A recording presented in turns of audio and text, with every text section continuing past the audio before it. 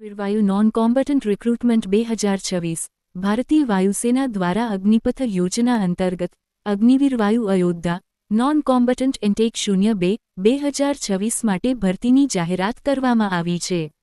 આ ભરતીમાં હોસ્પિટાલિટી અને હાઉસકીપિંગ સ્ટ્રીમ માટે લાયક પુરુષ ઉમેદવારો પાસેથી અરજીઓ મંગાવવામાં આવી છે।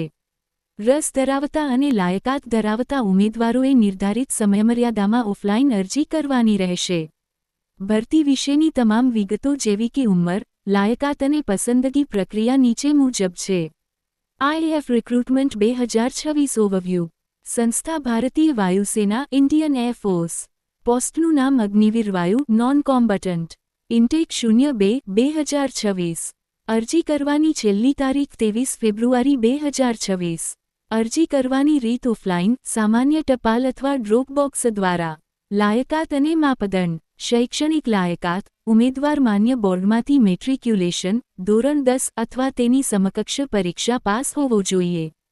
વૈવાહિક સ્થિતિ, ફક્ત અપરિણિત પુરુષ ઉમેદવારો જ અરજી કરી શકે છે। જન્મ તારીખ, ઉમેદવારનો જન્મ 2 જુલાઈ 2005 અને 2 જાન્યુઆરી 2009, બંને દિવસો શામેલની વચ્ચે થયેલો હોવો જોઈએ। ઉંમર મર્યાદા, નોંધણી સમયે મહત્તમ વય મર્યાદા 21 વર્ષની રહેશે। શારીરિક અને તબીબી ધોરણો ફિઝિકલ સ્ટેન્ડર્ડ્સ।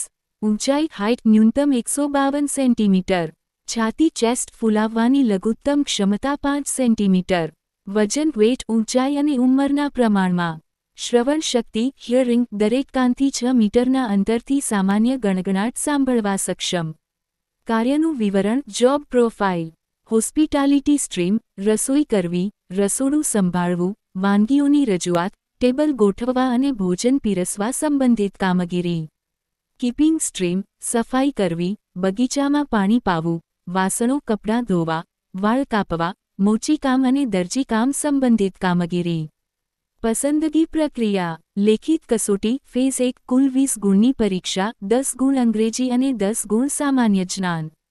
શારીરિક ક્ષમતા કસોટી ફેઝ 2 લેખિત પરીક્ષા પાસ કરનાર ઉમેદવારો માટે। સ્ટ્રીમ પ્રોફિશિયન્સી ટેસ્ટ ફેઝ 3 જે તે સ્ટ્રીમ મુજબની આવડતની ચકાસણી। તબીબી તપાસ ફેઝ 4 છેલ્લે મેડિકલ તપાસ કરવામાં આવશે। અરજી કઈ રીતે કરવી? સૌપ્રથમ વેબસાઇટ agnipathvayu.cdac.in પરથી અરજી ફોર્મ ડાઉનલોડ કરો। ફોર્મ સંપૂર્ણ વિગતો સાથે ભરીને જરૂરી દસ્તાવેજો જોડો। ભરેલું ફોર્મ જાહેરાતમાં દર્શાવેલ કોઈપણ એક કેન્દ્ર પર સામાન્ય ટપાલ અથવા રૂબરૂમાં ડ્રોપ બોક્સમાં પહોંચાડવાનું રહેશે। મિત્રો, તમે યુટ્યુબ ચેનલ પર નવા હોય તો ચેનલને સબસ્ક્રાઇબ કરી બેલાયકન દબાવો દોસ્તો, જેથી તમને વિડીયો મળતા રહે મિત્ર। જય હિન્દ।